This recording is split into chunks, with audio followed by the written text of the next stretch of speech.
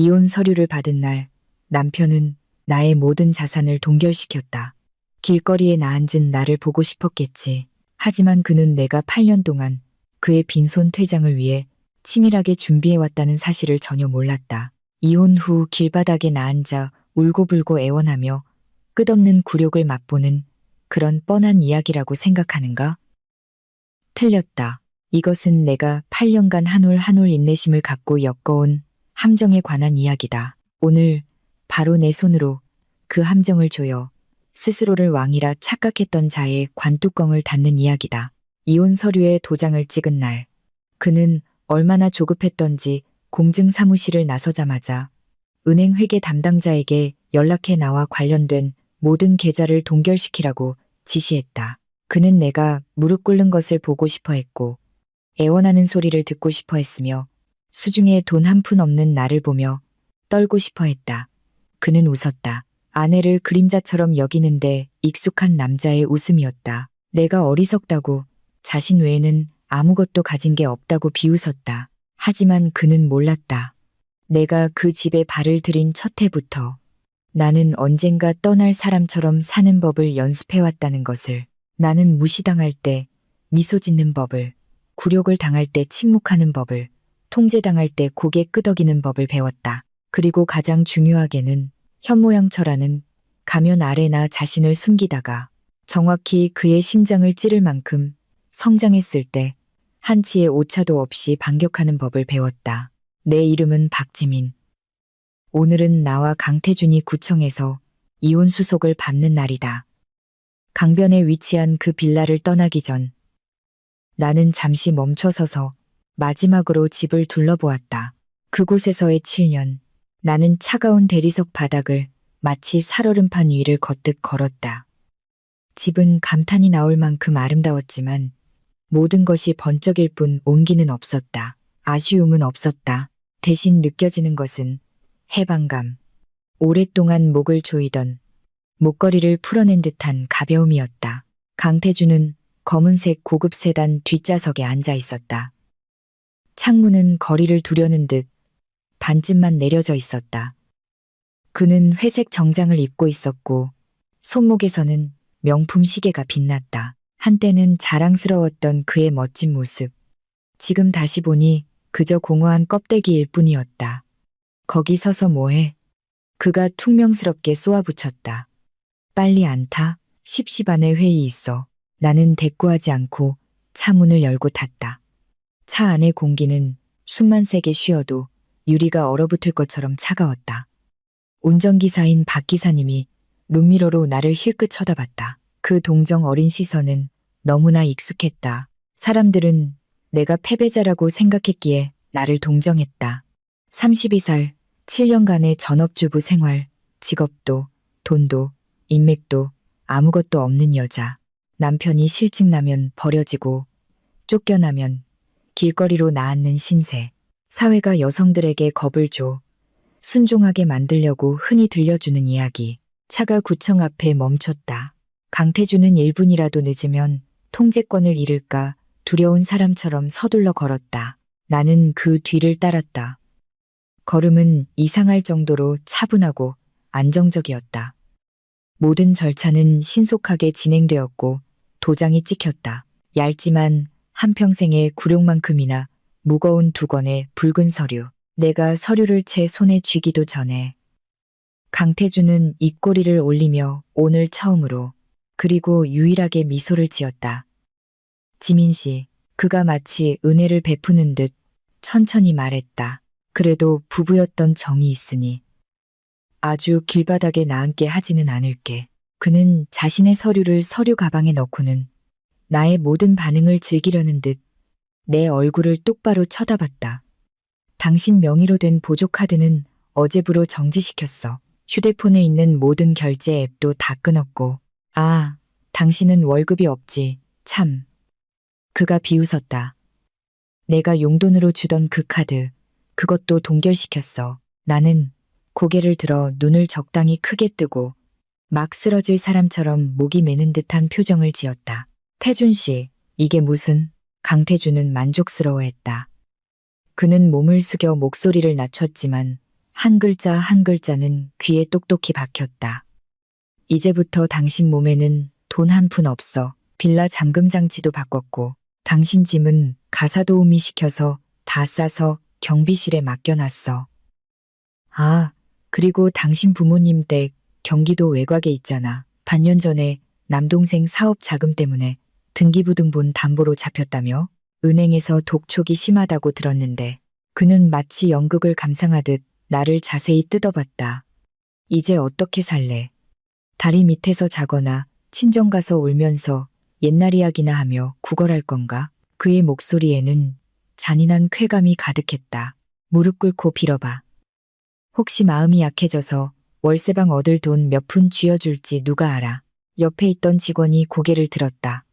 그들의 시선은 기묘했다. 호기심 반, 불쾌함 반, 동정 반. 나는 붉은 서류를 쥔 손이 떨리는 것을 느꼈다. 손톱이 손바닥을 하얗게 파고들었다. 강태준은 내가 두려워서 떤다고 생각했겠지만 틀렸다. 나는 웃음이 터져 나오는 것을 참기 위해 입술을 깨물고 있었다. 8년 동안 강태준, 당신은 여전하구나. 다른 사람을 발 뒤꿈치로 짓밟고는 아프냐고 묻는 것을 오락거리로 삼는 그 버릇. 나는 숨을 한번 들이쉬고 눈을 내리깔아 눈물이 적절한 타이밍에 고이게 했다. 나는 지난 몇 년간 실제로 느꼈던 감정으로 연기했다.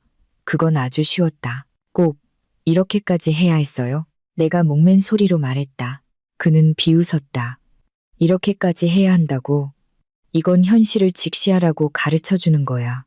박지민, 당신은 나를 떠나면 아무것도 아니라는 현실을. 그는 마치 파리를 쫓듯 손을 휘저었다. 사라져. 내 눈앞에서 거슬리게 하지 말고. 그는 등을 돌렸다. 그 곱고 빠른 뒷모습은 마치 쓰레기 봉투를 막 버리고 홀가분해진 사람 같았다. 나는 차가 떠나는 것을 가만히 서서 지켜봤다. 후미등이 길모퉁이로 사라지자 내 얼굴에 드리워졌던 피해자의 표정은 가면을 벗듯 깔끔하게 사라졌다. 나는 손을 들어 눈가에 눈물 한 방울을 닦아냈다.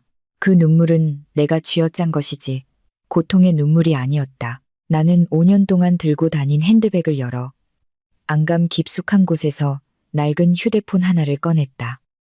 아무도 쳐다보지 않을 만큼 낡고 긁힌 구형 폴더폰이었다. 단축키를 누르자 신호가 한 번 울리기도 전에 상대방이 받았다. 젊고 간결한 여성의 목소리였다. 지민 언니, 상황은? 나는 평온한 목소리로 물었다. 예상대로예요. 그쪽에서 전부 막았어요. 나는 손에 든 붉은 서류를 내려다보고는 강태준이 사라진 방향을 향해 입꼬리를 올렸다. 아주 좋아. 나는 잠시 뜸을 들인 후 폭풍의 이름을 정하듯 말했다. 시작하자. 태풍 계획을 가동하고 모든 관련자에게 알려. 모든 것이 정확한 박자에 맞춰 움직여야 해. 나는 전화를 끊고 낡은 휴대폰을 가방 깊숙이 다시 넣었다. 내 등 뒤에서 사람들은 여전히 내가 집에서 쫓겨난 불쌍한 여자라고 믿고 있었다. 하지만 나는 방금 분쇄기의 시작 버튼을 눌렀다. 그리고 그 분쇄기 한가운데 서 있는 것은 바로 강태준이었다. 구청을 나와 나는 택시를 잡지 않았다. 일부러 걸었다. 아직 정오가 되지 않은 서울의 하늘은 뜨거운 햇볕을 쏟아내고 있었다. 나는 모자챙을 낮게 눌렀었다. 땀이 등줄기를 타고 흐르는 것을 느끼며 사람들이 방금 이혼하고 무일푼이 되어 거대한 도시 속에서 길을 잃은 여자를 보게 만들었다. 스쳐 지나가는 시선들에는 동정, 호기심, 무관심이 섞여 있었다. 나는 그 모든 것이 필요했다. 이 도시 전체가 내가 바닥으로 떨어졌다고 믿게 만들어야 했다. 나는 길모퉁이 버스 정류장으로 들어가 철제 벤치에 앉았다. 손을 펴자 손바닥에는 구겨진 지폐 몇 장과 동전 몇 개뿐이었다. 2만 원, 1만 원, 그리고 동전들, 빈공한 연극을 위한 완벽한 소품이었다. 나는 옆 사람이 볼 수 있도록 일부러 돈을 다시 세었다. 복권을 파는 한 아주머니가 나를 보고 한숨을 쉬었다. 아가씨, 방금 헤어졌나 봐. 아주머니가 샤야한 목소리로 물었다. 나는 고개를 끄덕이며 눈시울을 적당히 붉혔다. 힘들겠지만 다 지나갈 거야. 나는 미소 지으며 감사하다고 말했다. 이런 위로의 말은 7년 내내 들어왔다. 강태준이 친척들 앞에서 나에게 망신을 줄 때마다 익숙하게 들었던 말이다. 너무 익숙해서 더 이상 질문받지 않으려면 고개를 얼마나 숙여야 하는지 정확히 알고 있었다. 버스가 도착했고 나는 현금을 내고 올라타 맨 뒷자리에 앉았다. 사람 냄새, 기름 냄새, 도시의 냄새가 뒤섞였다. 내 머릿속에서는 시간의 이정표들이 신호등처럼 켜졌다. 강태준이 계좌를 동결시킨 순간부터 시계는 똑딱이기 시작했다. 3시간 후 그의 회사 재무팀은 유동성 보고서를 받게 될 것이다. 6시간 후 경기도의 주요 거래처에서 자금 흐름이 끊긴 것에 대해 전화가 올 것이다. 24시간 후 투자자들 사이에 소문이 퍼지기 시작할 것이다. 나는 서두를 필요가 없었다.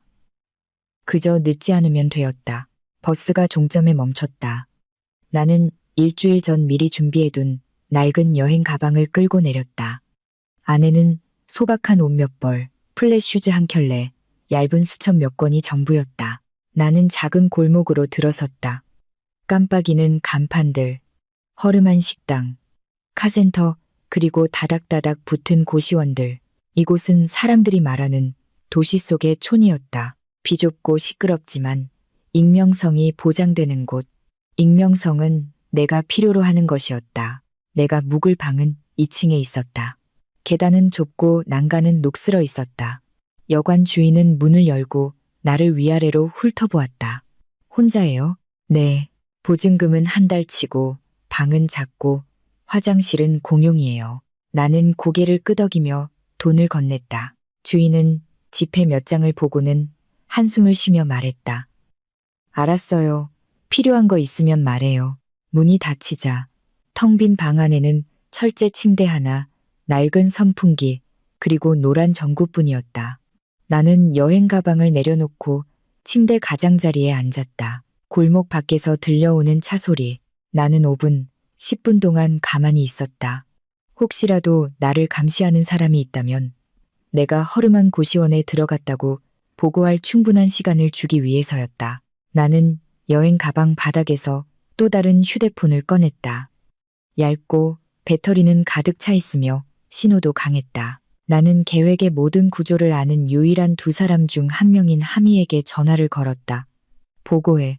언니가 예상한 대로 그가 다 막았어요. 하지만 걱정 마세요. 유령회사 명의로 된 예비 계좌 3개는 정상적으로 작동하고 있어요. 자금은 안전해요. 좋아. 경기도 거래처는 방금 이번 주 결제건에 대해 문의하는 이메일을 보냈어요. 답장하지 마. 초조하게 만들어. 나는 전화를 끊었다. 서두르면 죽는다. 저녁에는 골목 입구에서 5영원짜리 도시락을 샀다. 나는 잔돈으로 계산했다. 주인은 안쓰러운 눈으로 나를 보며 국물을 조금 더 담아주었다. 나는 방으로 돌아와 천천히 먹었다. 창문을 열어 가로등 불빛이 들어오게 했다. 나는 가난이라는 이야기를 키우기 위해 이런 사소한 디테일들이 필요했다. 도시락, 노란 불빛, 벗겨진 벽지를 찍은 사진 한 장. 모든 것은 정확한 장소와 시간에 맞춰 사용될 것이다. 밤 9시. 낡은 휴대폰이 울렸다. 모르는 번호로부터 온 문자였다. 길거리에 나 앉았다는 소문 들리던데 누구인지 알 수 있었다. 강태준의 친한 거래처 사장 부인인 수진. 항상 남의 이야기를 퍼뜨리기 좋아하는 여자. 나는 짧게 답장했다. 응, 방금 고시원 구했어. 말줄임표가 한참 동안 나타났다. 태준 씨도 참 무정하네. 나는 답장하지 않았다. 침묵은 나에게 가장 유리한 방식으로 해석될 것이다. 11시 나는 불을 끄고 철제 침대에 누웠다. 선풍기가 삐걱거렸다. 나는 눈을 감았다. 머릿속에서는 8년 전에 보이지 않는 장부를 펼쳤다. 결혼 첫 해 강태준은 나에게 보조카드를 주며 은혜를 베푸는 듯 말했다. 집안에서 필요한 거나 사. 뭐든 필요하면 말하고. 나는 아주 작게 고맙다고 말했다. 그날부터 나는 장을 볼 때마다 몇천 원씩, 매달 몇만 원씩, 매년 몇십만 원씩 모았다. 나는 기록했고 밤에는 재무제표 읽는 법을 공부했다. 그가 잠들었을 때 나는 친구인 수민의 이름으로 계좌를 개설하고 느리지만 안정적인 투자를 배웠다. 나는 대박을 노리지 않았다. 나는 살아남아야 했다. 복도에서 들려오는 작은 소리에 나는 현재로 돌아왔다. 누군가 지나갔다. 나는 눈을 뜨고 천장을 바라봤다. 두렵지 않았다. 내 인생의 가장 큰 두려움은 강변의 그 빌라에 강태준의 웃음소리와 함께 남겨두고 왔다. 다음 날 아침, 나는 일찍 일어났다. 낡은 셔츠에 검은 바지를 입고 머리는 낮게 묶었다. 골목 입구 카페에 가서 가장 싼 아이스 아메리카노를 시켰다. 나는 구석진 자리에 앉아 얇은 수첩을 꺼내 무언가를 적었다. 밖에서 보면 실직한 여자가 할 일 없이 낙서하는 것처럼 보일 것이다. 아무도 내가 곧 숨이 넘어갈 기업의 자금 흐름도를 그리고 있다는 것을 몰랐다. 휴대폰이 울렸다. 함이었다. 경기도 거래처에서 두 번째 전화 왔어요. 목소리가 점점 거칠어져요. 좋아. 그냥 둬. 은행에서는 예정대로 독촉장을 보낼 거예요. 알았어. 나는 쓴 커피를 한 모금 마셨다. 강태준은 쓴맛을 싫어했다. 그는 단 것을 쉽게 삼킬 수 있는 것을 좋아했다. 그것이 그의 약점이었다. 띠리링. 모르는 번호로 전화가 왔다. 나는 받았다. 박지민 씨, 네. 시간 괜찮으세요? 저희 회사에 행정직 자리가 하나 있는데 급여는 많지 않지만 안정적이에요. 나는 2초간 침묵했다. 그리고는 감사함과 걱정이 섞인 목소리로 답했다. 감사합니다. 조금만 생각해봐도 될까요? 네, 고려해보세요. 나는 전화를 끊었다. 이것이 첫 번째 낚싯바늘이라는 것을 알았다. 내가 정말 굶주렸는지 확인하기 위해 던져진 작고 향기로운 미끼. 나는 물 것이다. 하지만 지금은 아니다. 오후에 나는 방으로 돌아와 옷을 갈아입고 버스 터미널로 걸어갔다. 나는 그곳에 오랫동안 서서 사람들이 오가는 것을 지켜봤다. 내가 갈 곳이 없다는 이야기의 증인이 더 필요했다. 나는 적절한 타이밍에 눈물 몇 방울을 흘렸다. 저녁에 강태준에게서 문자가 왔다. 단 한 줄이었다. 생각은 정리됐어? 나는 화면을 보고 아주 희미하게 웃었다. 나는 답장했다. 시간을 좀 더 줘요. 3분 후 그가 답했다. 내 인내심을 시험하지 마. 나는 휴대폰을 내려놓았다. 그의 인내심은 세상에서 가장 연약한 것이었다. 나는 알고 있다. 그날 밤 나는 얇은 휴대폰을 켜서 짧은 이메일 한 통을 보냈다. 제목은 없었다. 단지 공단 근처 부동산 프로젝트의 위험 분석 보고서 파일 하나만 첨부했다. 내가 아주 오래전부터 준비해온 분석 보고서였다. 수신이는 내가 2년 동안 기억만 해두고 한 번도 사용하지 않았던 주소였다. 보내고 나서 나는 휴대폰을 껐다. 첫 번째 바람이 불었다.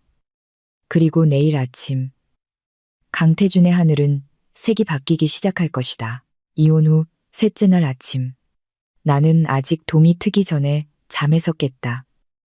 좁은 고시원 방에는 퀴퀴한 냄새와 밤새 내린 비의 잔향이 섞여 있었다. 나는 일어나 창문을 열고 심호흡을 했다. 가난한 골목의 새벽 공기에는 날 것 그대로의 아주 현실적인 무언가가 있었다. 그것은 나에게 정신을 바짝 차리지 않으면 인간이 얼마나 나락으로 떨어질 수 있는지를 상기시켜 주었다. 나는 차가운 물로 세수하고 벽에 걸린 작은 거울에 비친 나를 보았다. 거울은 흐릿했지만 그 안의 눈빛은 선명했다. 차분했다. 기쁨도 원망도 없었다. 오직 팽팽한 줄 위를 걷는 사람의 집중력만이 있었다. 나는 이 박자를 유지해야 했다. 지금의 한 걸음 한 걸음은 모두 정확해야만 했다. 나는 낡은 셔츠를 입고 청가방을 메고 골목 입구로 나갔다. 샌드위치 가게가 막 문을 열었기에 가장 싼 것을 하나 사서 현금으로 계산했다. 주인은 나에게 고추장 소스를 하나 더 주며 말했다. 이거랑 같이 먹으면 덜 서러울 거야, 아가씨. 나는 고개를 끄덕였다. 나에게 필요한 것은 위로가 아니라 이야기가 자연스럽게 퍼져나가게 할 이런 말들이었다. 이런 골목에서는 소문이 신문보다 빨랐다. 나는 어제 갔던 카페로 가서 똑같은 자리에 앉았다. 수첩을 펴고 아무 말이나 몇 줄 썼다가 지웠다. 사실 나는 한 통의 전화를 기다리고 있었고 전화는 정확한 시간에 걸려왔다. 함이었다. 은행에서 독촉장 보냈어요. 언니. 알았어. 사본은 그에게 보내되 업무 시간 마감 직전에 늦게 보내. 경기도 거래처에서는 방금 또 문자 왔어요. 이틀 더 늦어지면 계약을 재검토하겠다고 해요. 좋아. 답장하지 마. 나는 전화를 끊고 커피를 한 모금 마셨다. 나는 강태준이 유리로 된 회의실에 앉아 손가락으로 테이블을 두드리며 평소보다 목소리를 높이고 있을 모습을 상상했다. 그는 통제 불가능한 상황을 가장 싫어했고 나는 바로 그 통제력을 조금씩 갉아먹고 있었다. 오전 10시쯤 어제 걸려왔던 전화가 다시 왔다. 박지민 씨, 행정직 자리 말인데요. 필요하시면 오늘 오후에 오셔서 이야기 나눌 수 있어요. 나는 2초간 침묵한 후 답했다. 네, 괜찮아요. 감사합니다. 이것은 일자리가 아니라 거울이라는 것을 알았다. 그들은 내가 아직 자존심을 지키고 있는지 보고 싶어 했다. 나는 그들에게 내가 매우 절실하지만 비굴하지는 않다는 것을 보여줄 것이다. 오후에 나는 X구 중심가에 있는 한 오피스텔 건물로 갔다. 로비는 작고 엘리베이터는 낡았다. 면접관은 중년의 남성이었고 목소리는 단조로웠다. 그는 나의 텅 빈 이력서를 보며 고개를 끄덕였다. 일을 쉰 지 꽤 되셨네요. 네, 집에서 가족을 돌봤습니다. 지금은 이혼하셨고요. 나는 고개를 숙였다. 네, 그는 나를 마치 저울질하듯 더 자세히 쳐다봤다. 급여는 많지 않고 업무는 반복적인데 괜찮으시겠어요? 나는 고개를 끄덕였다. 간절함을 보이기에 충분히 빠르면서도 너무 조급해 보이지 않도록 충분히 느리게 저는 안정이 필요합니다. 그는 미소 지었다. 자신이 저울의 추를 쥐고 있다고 생각하는 사람의 미소였다. 좋아요. 연락드리겠습니다. 건물을 나와서 나는 몇 분간 멈춰섰다. 누군가 강태준에게 내가 낮은 급여의 일자리를 찾고 있으며 무엇이든 받아들일 준비가 되어 있다고 보고할 것을 알았다. 나는 그가 그렇게 믿게 만들어야 했다. 돌아오는 길에 나는 중고폰 가게에 들러 대포 유심을 샀다. 주인이 가격을 묻자 나는 대답했다. 그는 더 묻지 않고 유심을 건넸다. 나에게는 또 다른 익명의 연락수단이 필요했다. 고시원 방에 돌아와 문을 잠그고 침대에 앉아 얇은 휴대폰을 켰다. 어젯밤 보냈던 주소에서 답신이 와 있었다. 제목은 없고 단 한 줄이었다. 내일 아침 9시 강변공원에서 봅시다. 나는 그 문장을 쳐다봤다. 심장 박동은 변함없었다. 그가 미끼를 문 것이다. 하지만 큰 물고기는 항상 거세게 저항한다. 나는 준비해야 했다. 저녁에 강태준이 전화를 걸었다. 나는 세 번째 신호음이 울린 후에 받았다. 대체 무슨 짓을 하고 다니는 거야? 그의 목소리는 거칠어지기 시작했다. 나는 잠시 침묵했다. 무슨 말씀이세요? 은행에서 독촉장이 왔어. 거래처에서는 계속 전화가 오고.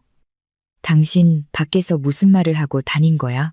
나는 희미하게 웃으며 목소리를 떨리게 했다.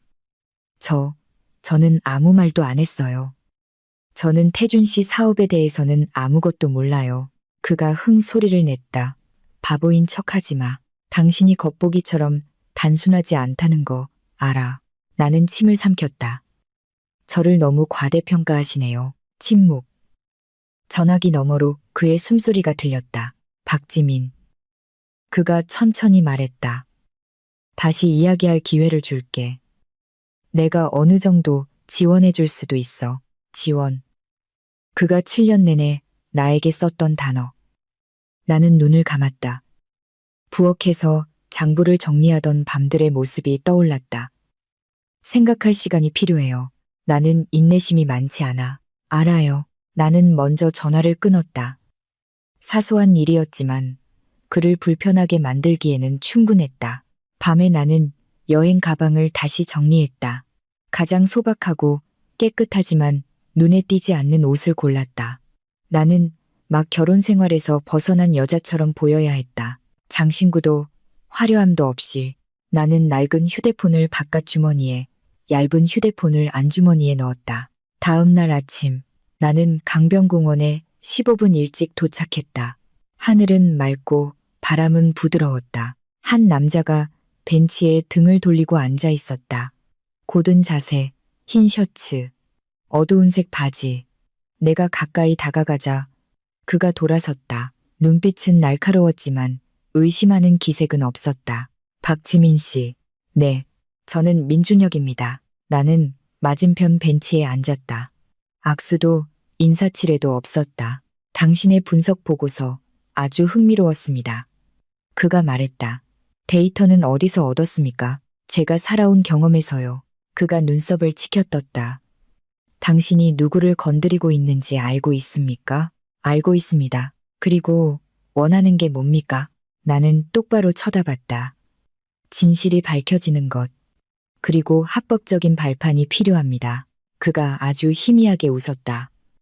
내가 당신을 믿을 거라고 생각합니까? 당장 저를 믿으실 필요는 없습니다. 그저 확인만 해보시면 됩니다. 나는 천가방에서 얇은 서류 뭉치를 꺼내 벤치 위에 놓았다. 이것은 최근 분기 재무제표에서 일치하지 않는 부분들입니다. 이것은 해당 부지의 법적 리스크입니다. 그리고 이것은 나는 잠시 멈췄다. 그가 아무도 보지 못할 거라고 생각했던 자금 흐름입니다. 민준혁은 말없이 한 장 한 장 넘겼다. 바람이 종이의 가장자리를 스쳤다. 시간은 아주 느리게 흘렀다. 마침내 그가 고개를 들었다. 생각보다 침착하시군요. 오래 기다렸으니까요. 그가 고개를 끄덕였다. 좋습니다. 사람을 시켜 확인해 보겠습니다. 하지만 알아두셔야 합니다. 일단 시작하면 돌아갈 길은 없습니다. 나는 미소 지었다. 그가 제 계좌를 동결시킨 날부터 저에게는 돌아갈 길이 없었습니다. 우리는 일어섰다. 그가 나에게 명함을 건넸다. 연락 기다리세요. 나는 명함을 받았다. 쳐다보지는 않았다. 게임이 새로운 판으로 넘어갔다는 것을 알았다. 돌아오는 길에 낡은 휴대폰이 울렸다. 모르는 번호로부터 온 문자였다. 낯선 사람을 만났다는 소문이 들리던데 나는 답장하지 않았다. 나는 고개를 들어 하늘을 보았다. 구름이 몰려오고 있었다. 바람의 방향이 바뀌었고 강태준은 아직 모르겠지만 태풍의 눈 한가운데 서 있었다. 나는 공원을 떠날 때쯤 햇살이 한층 더 강렬해져 있었다. 강물에 반사된 빛이 마치 얇은 칼날처럼 반짝였다. 민준혁의 명함은 위도 주머니 안에서 단단하고 반듯하게 마치 판이 넓어졌음을 확인시켜주는 증표처럼 자리 잡고 있었다. 나는 서둘러 하미에게 전화하지 않았다. 어떤 순간에는 침묵이야말로 균형을 잡는 최선의 방법이었다. 나는 강변 산책로를 따라 걸으며 아침 운동을 하는 사람들 틈으로 섞여 들어갔다. 강아지를 산책시키는 할머니, 자전거를 타는 아이들, 느리게 조깅하는 중년 남성들. 아무도 나를 쳐다보지 않았다. 나는 이런 느낌이 좋았다. 군중 속에서 보이지 않는 존재.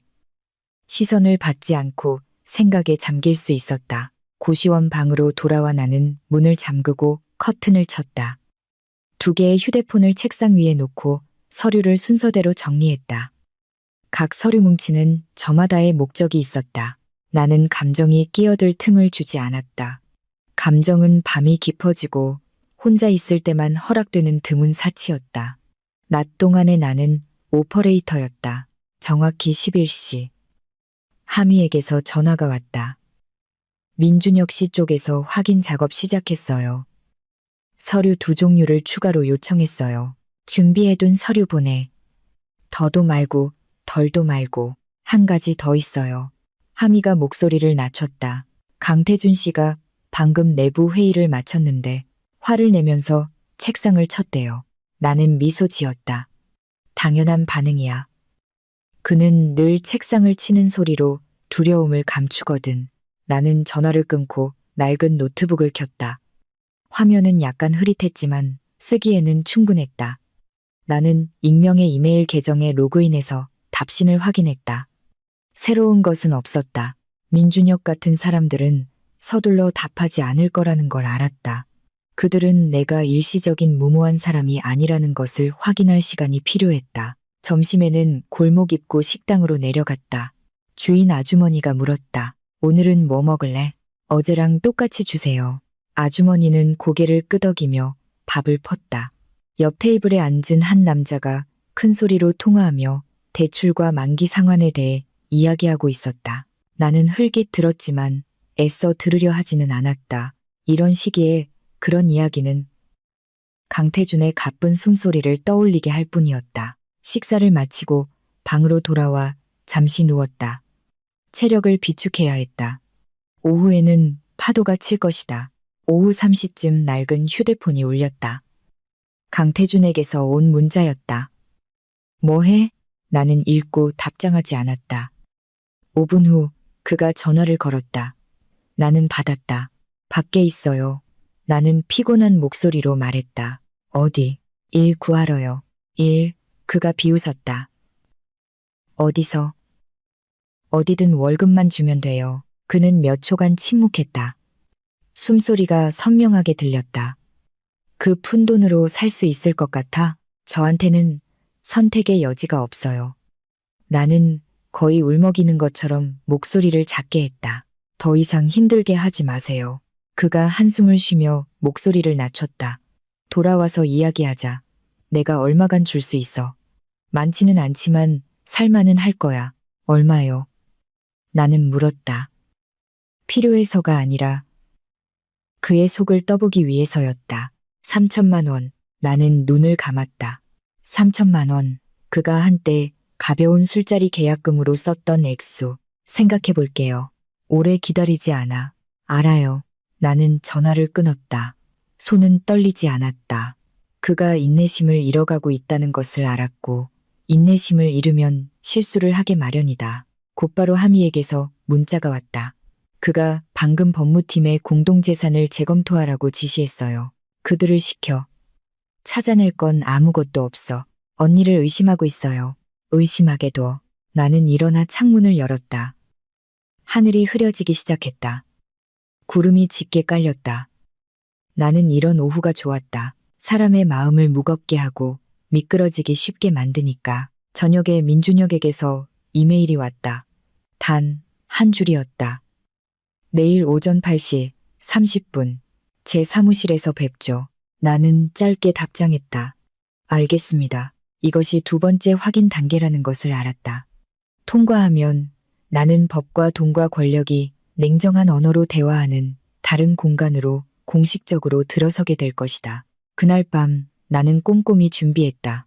서류는 너무 많이 가져가지 않고 가장 필요한 것들만 챙겼다. 나는 내가 멈춰야 할 지점을 안다는 것을 증명해야 했다.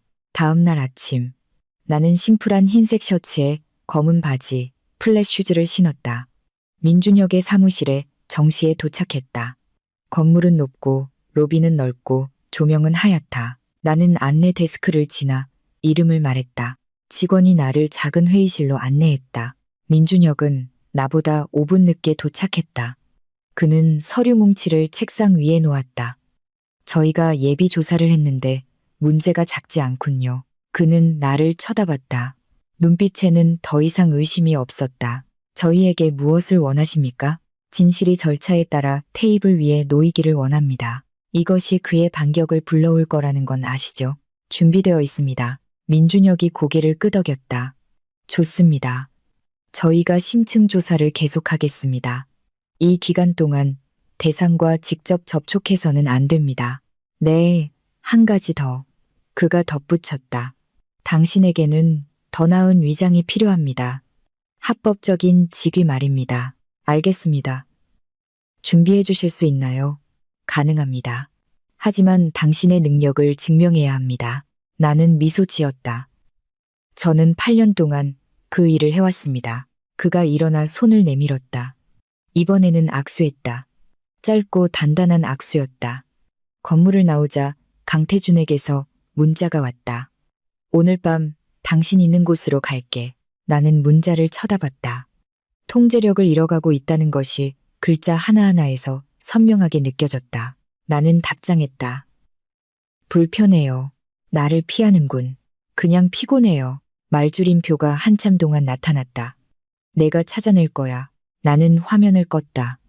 그가 찾아낼 것을 알았다. 그리고 그가 지금 걷는 한 걸음 한 걸음이 모두 흔적을 남기고 있다는 것도 알았다. 나는 고시원 방으로 돌아와 짐을 조금 쌌다. 도망치기 위해서가 아니라 준비하기 위해서였다.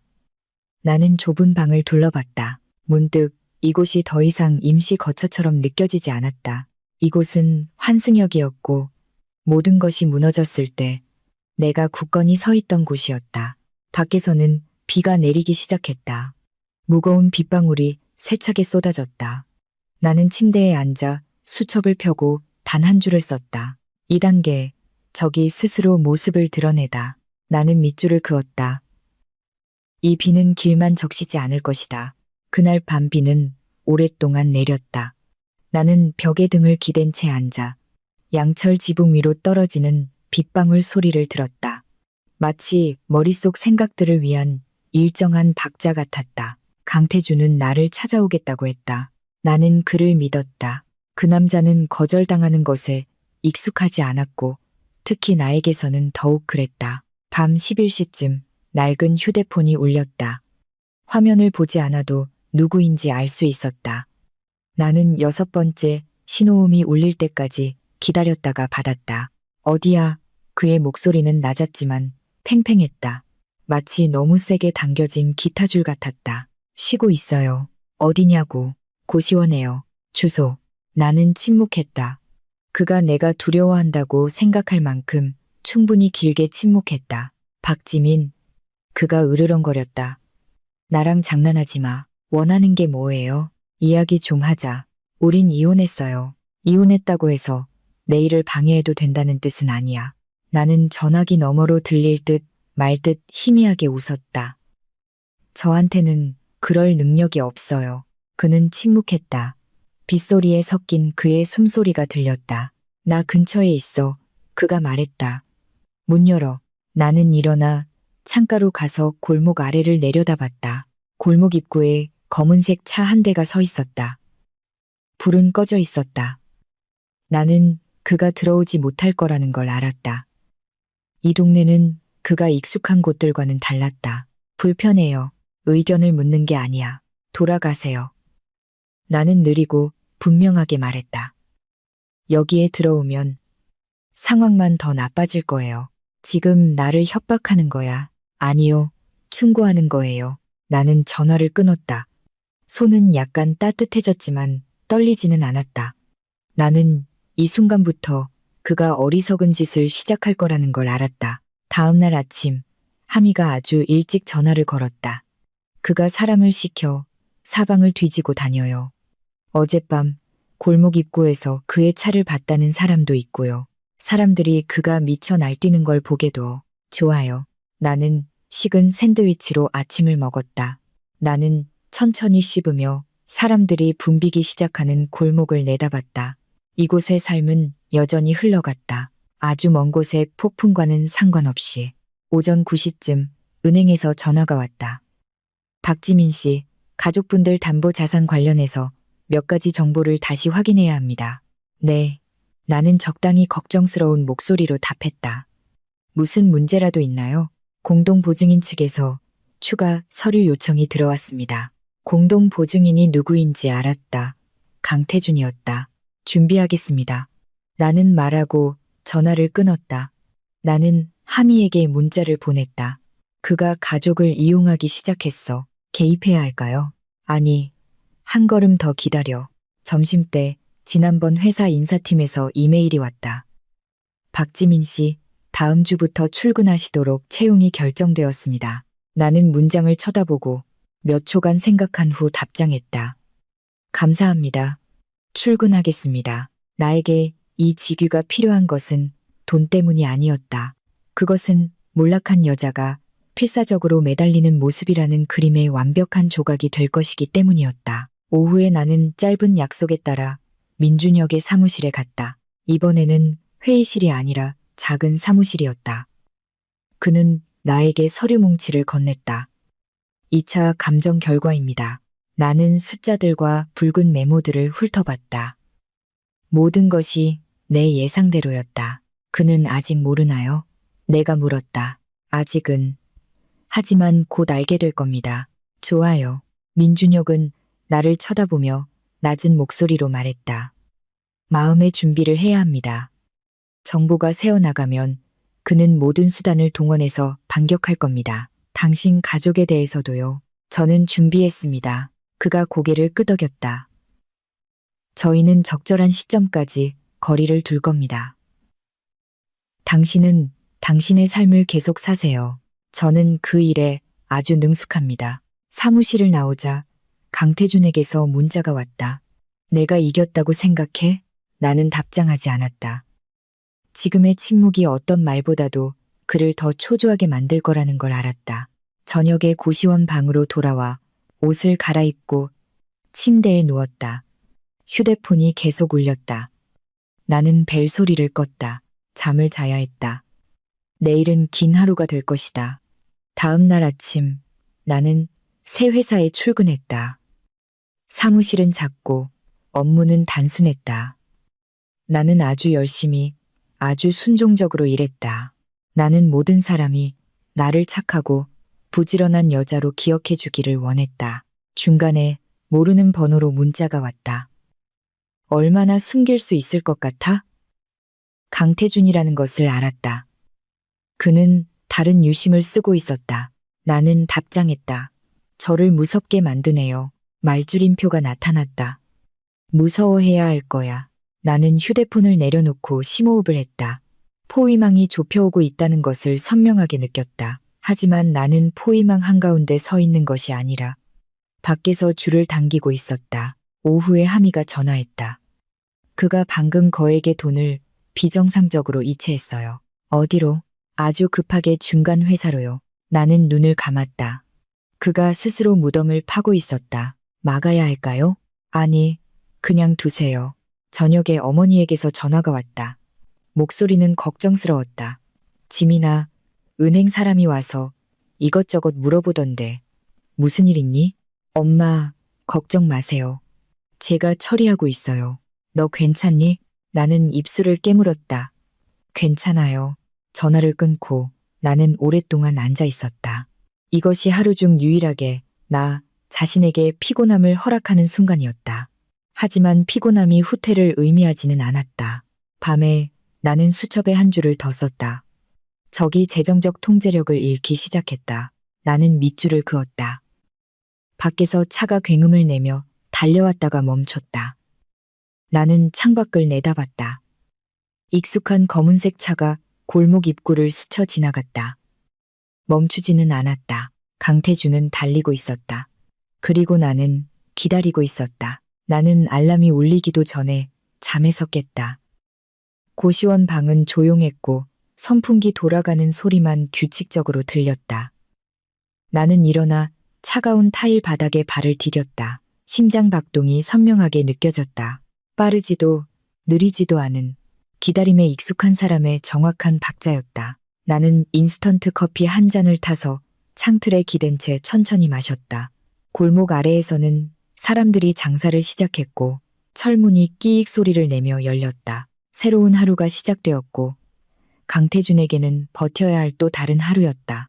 나는 평소보다 일찍 회사에 도착했다. 안정적이고 규칙적인 이미지를 만들어야 했다. 이혼한 신입사원, 불평 없이 열심히 일하는 사람. 나는 컴퓨터를 켜고 서류를 정리했다. 일은 어렵지 않았지만 아주 신중하게 처리했다. 이 신중함이 갑옷이 될 것이다.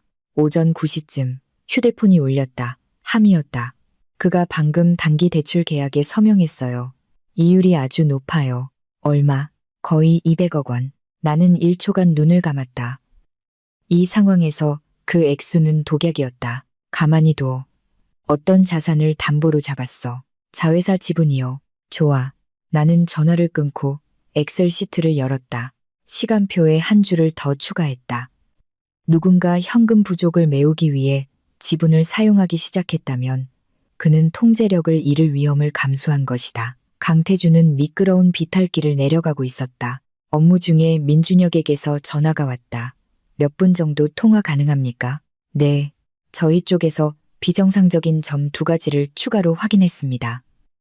심층 조사를 요청하는 공식 문서를 보낼 겁니다. 언제쯤요? 주말쯤에요. 서류보다 소문이 먼저 도착할 겁니다. 나는 미소 지었다. 그것만으로도 충분했다.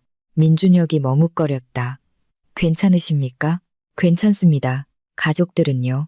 미리 말씀드렸습니다. 그가 가볍게 한숨 쉬었다. 좋습니다. 저희가 뒤에서 지원하겠습니다. 통화가 끝나고 나는 컴퓨터 화면으로 돌아갔다. 손은 떨리지 않았다. 모든 것이 계획대로 진행되고 있었다. 점심에는 사무실 동료들과 함께 식사했다. 그들은 아이들 이야기, 물가, 집세에 대해 이야기했다. 나는 들으며 가끔 고개를 끄덕였다. 나는 내 이야기를 하지 않았다. 그럴 필요가 없었다. 사람들이 모를수록 나는 더 안전했다. 오후에 강태준이 전화했다. 나는 화면을 보고 1초간 망설이다가 받았다. 어디야? 회사예요. 회사? 네, 일하고 있어요. 그가 마른 웃음을 지었다. 무슨 일? 그 조그만 사무실에서. 어떤 일이든 일이죠. 만나야겠어. 불편해요. 나를 피하는군. 피하는 거 아니에요. 그럼 만나. 진정해요. 내 목소리는 부드러웠다. 도전적이지 않게. 진정? 그가 으르렁거렸다. 네가 나를 망치고 있잖아. 나는 침묵했다. 박지민. 그가 목소리를 낮췄다. 얼마를 원해? 나는 눈을 감았다. 이것이 내가 기다려온 질문이었다. 저는 거래하지 않아요. 내가 5천만 원 줄게. 아니 1억. 나는 희미하게 웃었다. 모든 것이 가격이 있다고 생각하세요? 잘난 척하지 마. 잘난 척하는 게 아니에요. 그냥 피곤해요. 나는 그가 반응하기 전에 전화를 끊었다. 곧바로 문자가 쏟아졌다. 나는 읽지 않았다. 화면을 껐다. 퇴근 후 나는 바로 고시원으로 가지 않았다. 경기도 외곽에 있는 부모님 댁에 들렀다. 그들을 봐야 했다. 그들이 안전한지 확인해야 했다. 아버지는 팻마루에 앉아 계셨다. 전보다 더 야위어 보였다. 어머니는 채소를 다듬다가 나를 보고 일어서셨다. 눈시울이 붉었다. 왔구나. 네, 우리는 앉았다. 나는 그들이 놀라지 않도록 자세한 이야기는 빼고 필요한 만큼만 말했다. 알아서 몸조심해라. 아버지가 말했다. 그놈이 무슨 짓을 할지 몰라. 알아요. 어머니가 내 손을 잡았다. 무슨 일 있으면 이리로 와. 나는 고개를 끄덕였다. 그들 때문에라도 물러설 수 없다고는 말하지 않았다. 저녁에 고시원 방으로 돌아왔다. 휴대폰이 울렸다. 하미에게서 온 문자였다. 업계에 그의 회사가 비공식적으로 감사를 받는다는 소문이 돌아요. 그도 알고 있어요. 좋아. 나는 수첩을 펴고 한 줄을 더 썼다. 적이 공황 상태에 빠지기 시작했다. 나는 밑줄을 2번 그었다.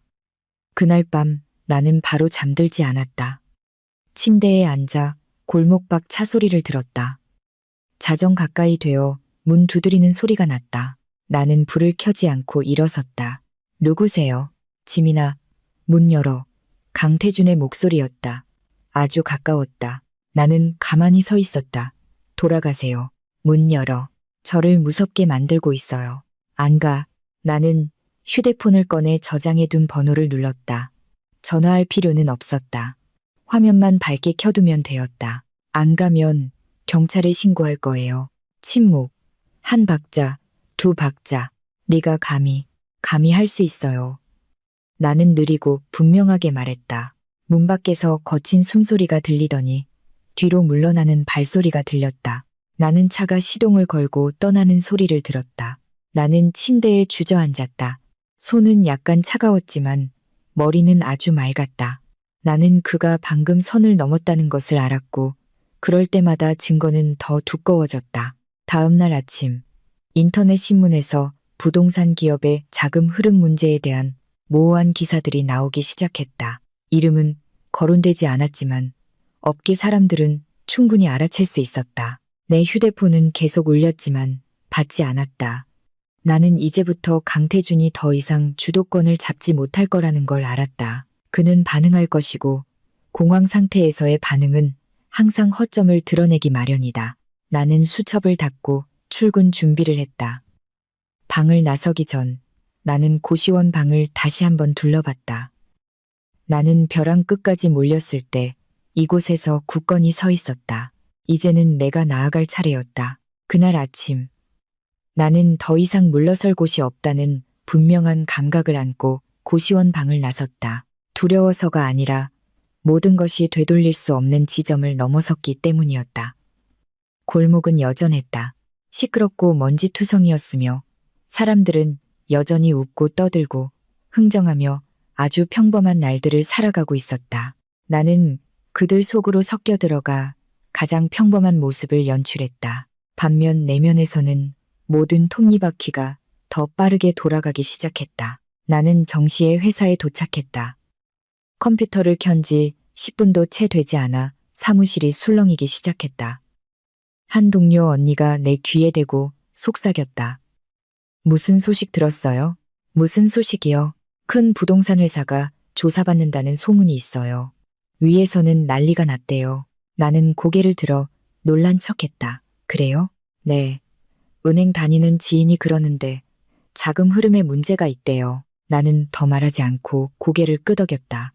소문이 가장 낮은 직급까지 퍼졌다는 것은 위층에서는 공황 상태가 시작되었다는 의미였다. 오전 10시쯤 낡은 휴대폰이 울렸다.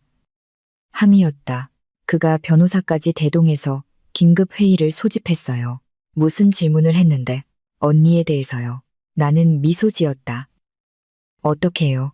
언니가 누구랑 연락하는지 배후에 누가 있는지 물었대요. 아무도 대답 못했고요. 나는 전화를 끊었다. 강태준이 기억의 모든 구석을 뒤져 내가 기댈 만한 사람을 찾고 있다는 것을 알았다. 하지만 지난 8년간 나는 나 자신을 무해한 존재로 만드는데 아주 능숙했다. 점심에는 혼자 밥을 먹었다. 생각할 공간이 필요했다.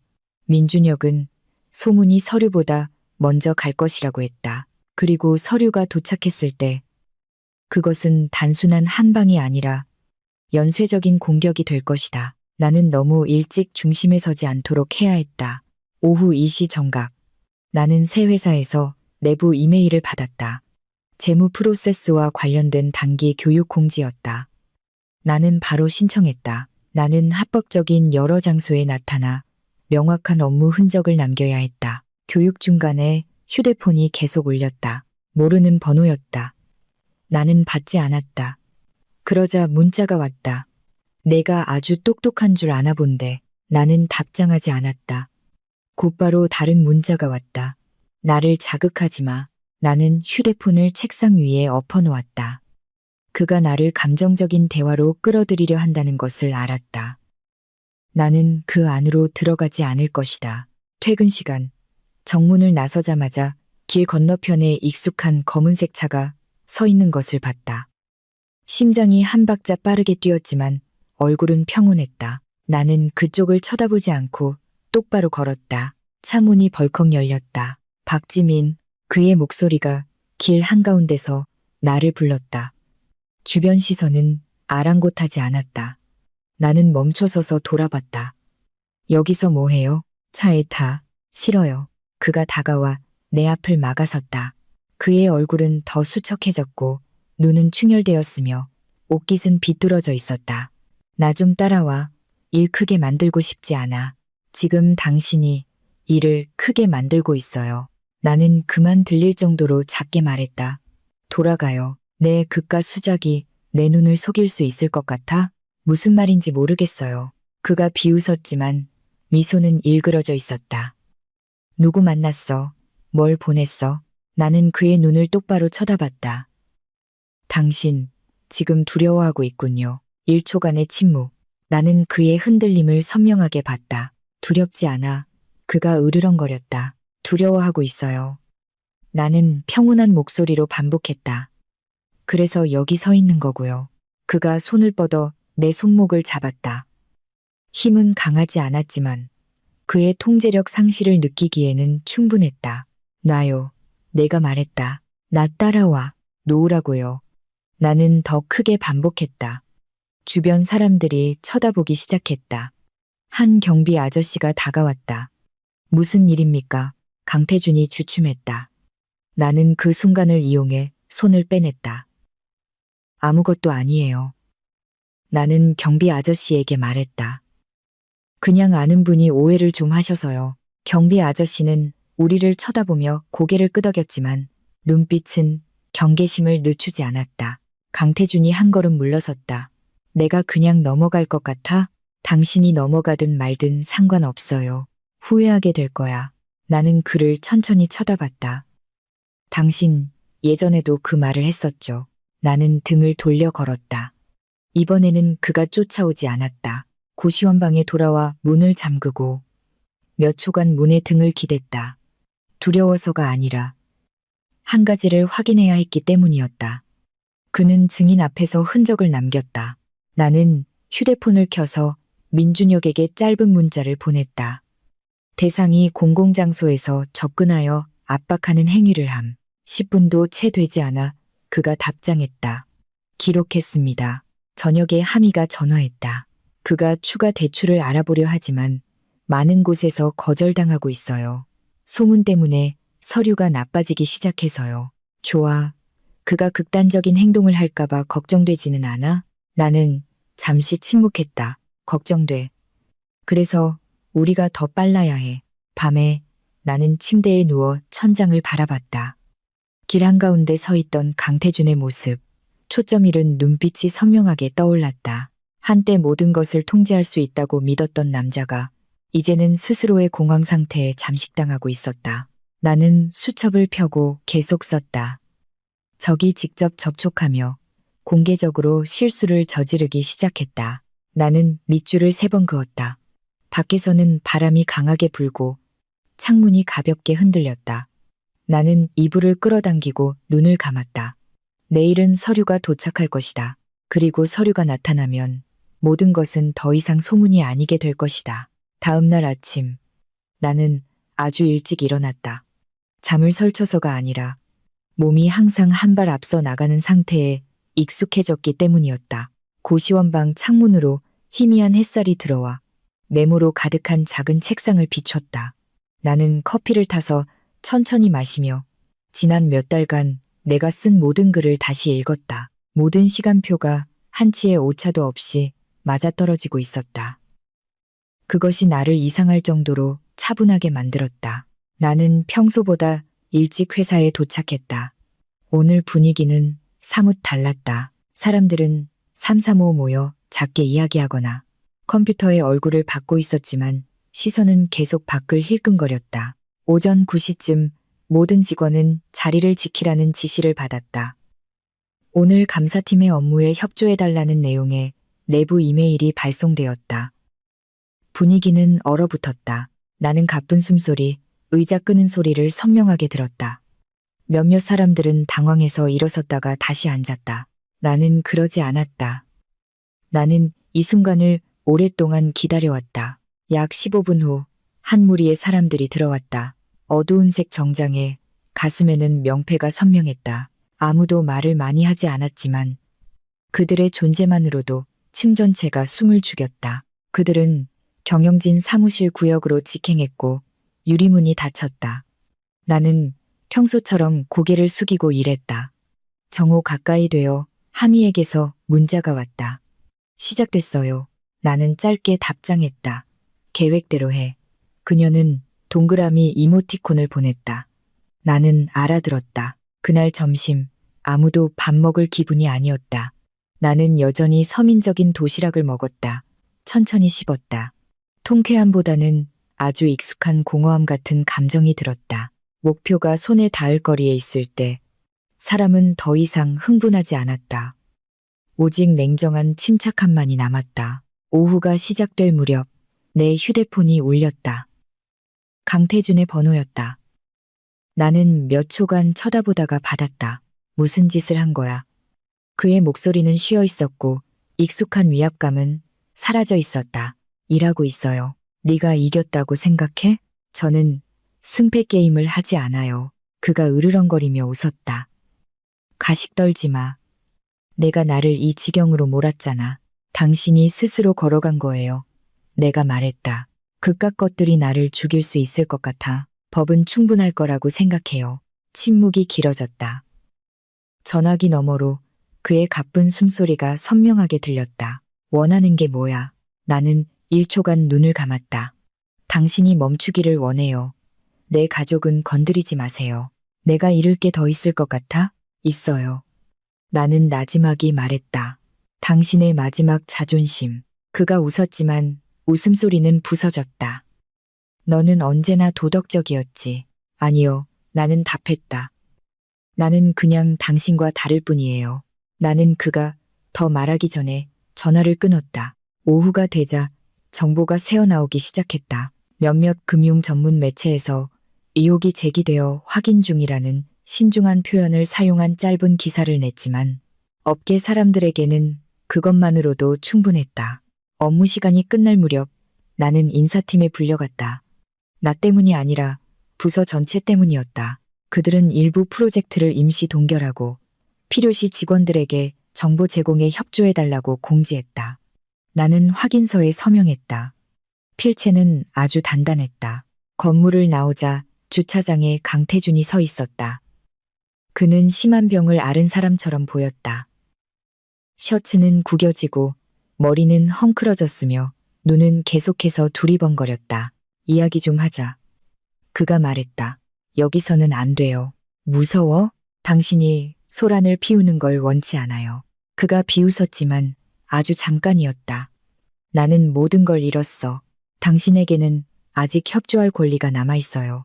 말은 참 쉽게 하네. 그가 다가왔다. 내가 예전에 무슨 생각했는지 알아? 관심 없어요. 네가 이혼 후에 물에 빠져 죽을 거라고 생각했어. 나는 그를 오랫동안 쳐다봤다. 당신이 틀렸어요. 너는 나를 사랑한 적이 없어. 사랑했었어요. 내가 말했다. 하지만 사랑이 영원한 인내를 의미하지는 않아요. 그가 뒤로 물러나 차에 기댔다. 이해가 안 돼. 이해할 필요 없어요. 나는 답했다. 그저 책임지면 돼요. 법무팀 중 한 남자가 다가와 그에게 무언가 말했다. 강태준은 고개를 끄덕이고 나를 다시 쳐다봤다. 너도 편하지는 않을 거야. 당신도 마찬가지일 거예요. 내가 말했다. 그는 차에 올라타 문을 세게 닫았다. 그날 밤 나는 고시원 방으로 돌아가지 않았다. 하미의 아파트로 갔다. 그녀는 문을 열고 나를 꼭 안아주었다. 언니, 괜찮아? 괜찮아. 그가 추가 소환됐어요. 알아. 우리는 바닥에 앉아 컵라면을 먹었다. 발코니 밖으로 도시의 불빛이 환했다. 하미는 나를 오랫동안 쳐다봤다. 후회해? 나는 잠시 생각했다. 아니, 피곤해? 응. 그런데 왜 계속하는 거야? 나는 물을 한 모금 마셨다.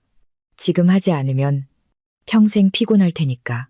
그날 밤 나는 아주 깊이 잠들었다.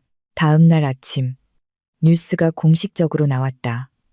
더 이상 모호하지 않았다. 강태준의 이름이 여러 프로젝트, 비리 액수와 함께 언급되었다. 댓글이 넘쳐났다. 동정하는 사람도 통쾌해하는 사람도 있었다. 나는 읽지 않았다. 민준혁에게서 문자가 왔다. 1단계 완료. 나는 답장했다. 2단계로 전환합니다. 오후에 나는 변호사를 만났다. 그는 나에게 서류를 보여주며 각 단계를 설명했다. 모든 것이 법적 테두리 안에서 진행되었고 감정이 끼어들 여지는 없었다. 돌아오는 길에 나는 엘리베이터 거울 앞에 멈춰섰다. 거울 속의 여자는 8년 전과는 아주 달라 보였다. 더 날카로워진 것이 아니라 더 선명해져 있었다. 저녁에 어머니에게 전화했다. 엄마, 저녁 드셨어요? 응, 걱정 마라. 누가 귀찮게 하지는 않고요. 아니, 내가 잘하고 있다. 나는 몇 초간 침묵했다. 걱정 끼쳐드려 죄송해요. 네가 잘 사는 게 엄마는 제일 좋아. 나는 전화를 끊고 창가에 앉았다. 바람이 부드럽게 불고 도시는 여전히 시끄럽고 삶은 계속되었다. 나는 수첩을 펴고 그날의 마지막 줄을 썼다. 적이 내부에서부터 무너지기 시작했다. 나는 밑줄을 그었다. 이것은 끝이 아니었다. 단지 모든 것이 드러난 순간일 뿐. 그리고 빛이 비치면 어떤 비밀도 오래가지 못한다. 뉴스가 터진 다음 날 밤, 도시는 변하지 않았다. 단지 그 아래에 보이지 않는 흐름만이 더 격렬하게 움직였다. 나는 일찍 일어나 찬물로 세수하고 거울을 보았다. 모든 것이 터져 나왔던 첫날의 들뜬 기분은 사라지고 오직 날카롭고 차가운 침착함만이 남아 있었다. 이 단계에서는 실수하기 쉬웠다. 사람들은 쓰러진 자가 다시 일어나지 못할 거라고 착각하곤 했기 때문이다.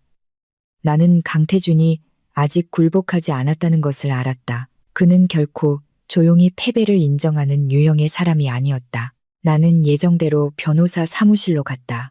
민준혁이 소개해준 판사 출신의 강덕수 변호사는 말이 적었지만 한마디 한마디가 간결하고 무게감 있는 사람이었다. 그는 나에게 두꺼운 서류 뭉치를 건넸다. 한 단계씩 진행할 겁니다. 그가 말했다. 당신이 많이 나설 필요는 없습니다. 서류가 말하게 두세요. 재산은요? 내가 물었다. 그가 뒤집으려 하고 있지만 계좌 동결 기록과 이혼 후 압박을 가한 사실이 당신에게 유리하게 작용할 겁니다. 나는 고개를 끄덕였다. 나는 빨리 이기는 것이 아니라 확실하게 이겨야 했다. 변호사 사무실을 나오자 하미에게서 문자가 왔다. 그가 2차 소환됐어요.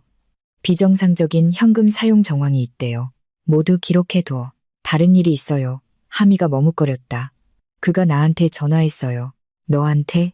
언니에 대해서 물었어요. 언니가 아직 뭘 가지고 있는지. 나는 미소 지었다. 어떻게 대답했어? 모른다고 했어요.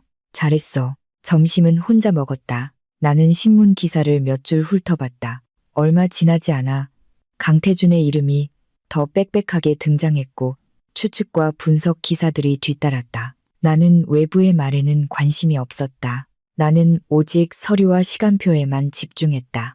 오후가 시작될 무렵 모르는 번호로 전화가 왔다. 박지민 씨? 네. 저는 홍수현이라고 해요. 태준 씨 옛날 친구예요. 나는 1초간 침묵했다. 무슨 일이시죠? 이야기 좀 하고 싶어서요. 무슨 이야기요? 태준 씨 이야기요. 그의 지금 상태가 아주 안 좋아요. 나는 창밖을 내다봤다. 그건 더 이상 제 일이 아니에요. 알아요. 홍수연이 한숨을 쉬었다. 하지만 그래도 부부였잖아요. 원하시는 게 뭐예요? 잠시 침묵이 흘렀다. 그의 말이 당신이 소송을 취하하면 보상해 주겠다고 해요. 나는 아주 작게 웃었다. 그에게 다시 전해주세요. 나는 천천히 말했다. 저는 취하하지도 보상받지도 않을 거라고요. 지민 씨, 그 애가 무슨 짓을 할지 몰라요. 저는 준비되어 있습니다. 나는 전화를 끊었다. 이런 전화가 계속될 거라는 걸 알았다.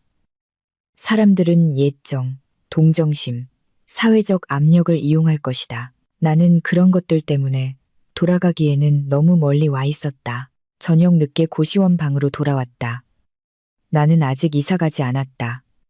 조용히 모든 것을 마무리할 시간이 더 필요했다.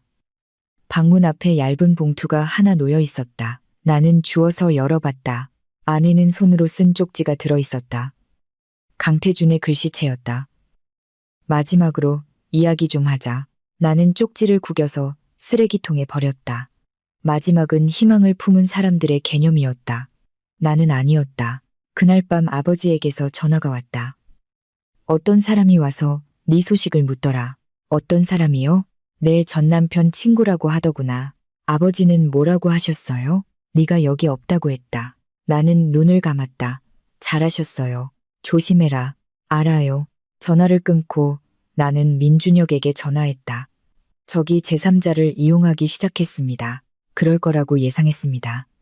그가 답했다. 저희가 보호 조치를 준비해 놨습니다. 감사합니다. 기억하세요. 그가 덧붙였다. 개인적으로 접촉하지 마세요.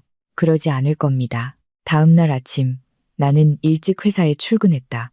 자리에 앉자마자 인사팀에서 나를 불렀다. 조사팀에서 몇 가지 추가 질문이 있다고 합니다. 나는 고개를 끄덕이고 그들을 따라 방으로 들어갔다. 2명의 남자가 앉아 있었다. 목소리는 차분했다. 박지민 씨, 강태준 씨의 전 부인이시죠? 네. 그의 개인 자금 흐름에 대해 아시는 게 있습니까? 저는 관여하지 않았습니다. 두 분의 결혼 생활은 언제 끝났습니까? 얼마 전입니다. 그들은 기록하고 몇 가지 질문을 더했다. 나는 사실대로 더하거나 빼지 않고 대답했다. 사실은 적절한 시점에 말해줬을 때 아주 강력한 무기였다. 방을 나오자 나는 긴 한숨을 내쉬었다. 두려워서가 아니라 이제부터 모든 것이 다른 차원으로 넘어갔다는 것을 알았기 때문이었다. 더 이상 소문도 모호한 위협도 없었다. 오직 서류와 법률뿐이었다. 오후에 하미가 전화했다. 목소리가 낮았다. 그가 조사를 위해 구속됐어요. 나는 침묵했다. 언니, 듣고 있어? 응. 괜찮아? 괜찮아. 나는 일어나 회사의 작은 발코니로 나갔다. 하늘은 구름이 많았지만 비는 오지 않았다. 저녁에 고시원 방으로 돌아와 짐을 쌌다. 나는 더 이상 여기에 있을 필요가 없었다. 나는 내 역할을 다했다. 나는 방을 둘러보고 벗겨진 벽을 손으로 만져봤다. 이곳은 내가 무무해서 일어서는 것을 지켜봐 준 곳이었다. 나는 문을 닫고 여행 가방을 끌고 나갔다. 나는 하미의 작은 아파트로 임시로 옮겼다. 그녀가 차를 타주며 말했다. 언니, 이제 거의 다 끝난 것 같아. 아니, 나는 답했다. 아직 중간이야. 뭐가 더 남았어? 마주 보는 것. 그날 밤 나는 강덕수 변호사에게서 전화를 받았다. 내일 저쪽에서 합의를 제안했습니다. 조건을 완화해달라고 하더군요. 제 입장은 합의하지 않는 것입니다. 내가 말했다. 절차대로 진행해 주세요. 변호사는 잠시 침묵했다. 알겠습니다. 나는 전화를 끊고 창가에 앉았다. 멀리 도시의 불빛이 보였다. 나는 기쁘지도 슬프지도 않았다. 그저 내가 올바른 길을 가고 있다고 느꼈을 뿐이다. 나는 수첩을 펴고 한 줄을 더 썼다. 저기 탈출구를 찾지만 허락하지 않는다. 나는 밑줄을 그었다. 내일 나는 과거와 직접 마주할 것이다. 붙잡기 위해서가 아니라 닿기 위해서. 마주해야 할 날의 아침은 생각보다 일찍 찾아왔다. 나는 도시가 아직 희미할 때 잠에서 깼다. 하미의 아파트 창가에 앉아 옅은 안개에 잠긴 고층 건물들을 바라보았다. 예전에는 강태준을 다시 만나야 한다는 생각만으로도 가슴이 답답했지만 오늘 아침은 그렇지 않았다. 내 안에는 마치 찌꺼기가 가라앉은 호수 표면처럼 아주 고요한 공간만이 있었다. 강덕수 변호사는 7시에 전화했다. 9시에 사무실에서 뵙겠습니다. 상대방도 참석을 확인했습니다. 네, 기억하세요. 그가 덧붙였다. 제가 허락하는 것 외에는 대답하지 마십시오. 알겠습니다. 나는 전화를 끊고 옷을 갈아입었다. 내가 고른 원피스는 화려하지 않은 중간 톤의 색상으로 단정하고 예의 바른 느낌을 주었다. 나는 튀고 싶지도 약해 보이고 싶지도 않았다. 나는 단지 내 위치에 맞게 결혼 생활에서 벗어나 합법적인 권리를 보호하고 있는 한 사람으로 나타나면 되었다. 변호사 사무실로 가는 길에 모르는 번호로 문자가 왔다. 지민아, 나야. 나는 답장하지 않았다. 차가 건물 앞에 멈췄을 때 나는 심호흡을 했다. 이 순간을 수없이 상상했지만 현실은 달랐다. 천둥도 심장의 두근거림도 없었다. 단지 차가운 돌바닥에 발을 내딛는 한 걸음이 있을 뿐이었다. 조정실은 5층에 있었다. 내가 들어갔을 때 강태준은 이미 앉아 있었다. 그는 눈에 띄게 야위었고 눈빛은 예전처럼 날카롭지 않았지만 여전히 낡은 자신감을 유지하려 애쓰고 있었다. 그의 옆에는 젊은 변호사가 긴장한 얼굴로 앉아 있었다. 강태준은 나를 오랫동안 쳐다봤다. 왔구나. 나는 대답 없이 고개를 끄덕였다. 나는 내 변호사 옆자리에 앉았다. 강덕수 변호사는 서류 뭉치를 테이블 위에 놓고 아주 태연하게 펼쳤다. 조정은 익숙하고 건조한 법률 용어로 시작되었다. 나는 들으며 질문을 받으면 대답했다. 강태준은 그렇지 않았다. 그는 계속해서 말을 끊고 이야기에 감정을 섞으려 애썼다. 그녀는 회사 사정을 아주 잘 알고 있었어요. 그가 말했다. 그녀도 무관하지 않아요. 강덕수 변호사가 똑바로 쳐다봤다. 증거를 제시해 주십시오. 강태준이 주춤했다. 저는 사실을 말하는 겁니다. 사실에는 증거가 필요합니다. 변호사가 답했다. 나는 강태준을 보았다. 그 순간 나는 그의 무력함을 선명하게 느꼈다. 그가 곧 질 것이기 때문이 아니라 그가 처음으로 목소리만으로 상대를 압도할 수 없었기 때문이었다. 내 차례가 되었다. 박지민 씨, 조정관이 말했다. 이번 조정에서 원하시는 바가 무엇입니까? 모든 것이 법에 따라 처리되기를 원합니다. 내가 답했다. 더도 말고 덜도 말고요. 상대방이 성의를 보인다면 요구사항을 일부 철회할 의향은 없으십니까? 나는 고개를 저었다. 없습니다. 방 안이 조용해졌다. 강태준이 나를 향해 돌아섰다. 정말 나를 막다른 길로 몰고 가고 싶은 거야? 나는 그를 아주 침착하게 쳐다봤다. 당신이 스스로 그곳으로 걸어간 거예요. 상대방 변호사가 그에게 무언가 속삭였다. 강태준은 1초간 눈을 감았다가 떴다. 내가 배상을 받아들이면 나를 위해 몇 마디 해줄 수 없어? 나는 고개를 약간 기울였다. 지금 저에게 부탁하는 건가요? 그가 억지 미소를 지었다. 너는 내 아내였잖아. 나는 침묵했다. 그 순간 7년의 기억이 빠르게 스쳐 지나갔다. 내가 그의 등 뒤에 서 있던 파티들, 생활비를 타 쓰던 순간들, 그가 인생을 가르치던 밤에 조용히 듣고만 있던 나는 그 모든 것을 흘려보내고 말했다. 바로 당신의 아내였기 때문에 저는 다르게 할 수 없습니다. 조정은 1시간여 만에 합의 없이 끝났다. 모두가 일어섰을 때 강태준이 문 앞에서 나를 막아섰다. 지민아. 그가 낮은 목소리로 말했다. 내가 잘못한 거 알아. 하지만 너도 이렇게까지 할 필요는 없었잖아. 당신이 착각하고 있어요. 내가 답했다. 나는 이렇게까지 한 게 아니에요. 나는 단지 적절한 때에 멈췄을 뿐이에요. 나한테 기회를 주지 않았어. 나는 당신에게 8년의 기회를 줬어요.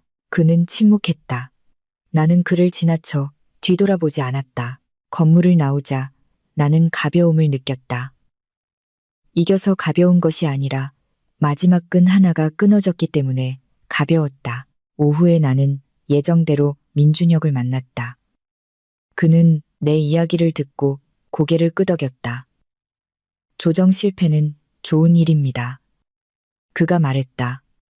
이제 서류 처리가 더 빨라질 겁니다. 저는 그저 모든 것이 깔끔하게 끝나기를 바랄 뿐입니다. 끝날 겁니다. 그가 답했다. 하지만 그 후에는 무엇을 할 겁니까? 나는 잠시 생각했다. 일하고 싶습니다. 어디서요? 제가 아는 것을 숨기지 않고 쓸 수 있는 곳에서요. 민준혁이 미소 지었다. 제안이 하나 있습니다. 그는 나에게 직무 기술서를 하나 건넸다. 화려하지도 모호한 약속도 없는 단지 위험 분석 컨설턴트라는 직책이었다. 고려해보세요. 그가 말했다. 나는 서류를 들었다. 마음이 아주 평온했다. 그날 밤 나는 아파트로 돌아와 창문을 열어 바람이 들어오게 했다. 하미가 나를 쳐다봤다. 어떻게 됐어? 한 부분은 끝났어. 슬퍼? 나는 고개를 저었다. 조금 아쉬워. 그가 아니라 내가 침묵했던 세월이. 하미는 그저 차를 더 따라주었다. 밤에 나는 수첩을 펴고 천천히 썼다. 대면 완료. 더 이상 감정적 속박 없음. 나는 밑줄을 긋고 수첩을 덮었다. 밖에서는 도시가 여전히 밝았고 삶은 계속되었다. 그리고 나는 다른 강둑으로 건너왔다. 조정 이후 다음 며칠은 완전히 다른 리듬으로 흘러갔다. 더 이상 빗발치는 전화도, 반은 협박이고 반은 애원인 문자도 없었다. 이번의 침묵은 무서운 공백이 아니라 자동 운항 모드로 전환된 기계의 고요함이었다. 서류는 내 손을 떠나 차가운 법률의 궤도를 따라 똑바로 달리고 있었다. 나는 지켜보기만 하면 되었지. 재촉할 필요는 없었다. 나는 민준혁의 제안에 따라 새로운 일을 시작했다. 환영식도 시끄러운 축하도 없었다. 작은 책상 하나, 큰 모니터 하나, 그리고 보고서 한 더미. 나는 그 간결함이 좋았다. 그것은 내가 가장 잘하는 일에 집중하게 해주었다. 숫자를 읽고 그 뒤에 숨겨진 목소리를 듣는 일. 첫날 아침, 나는 일찍 출근했다. 사무실은 아직 텅 비어 있었다.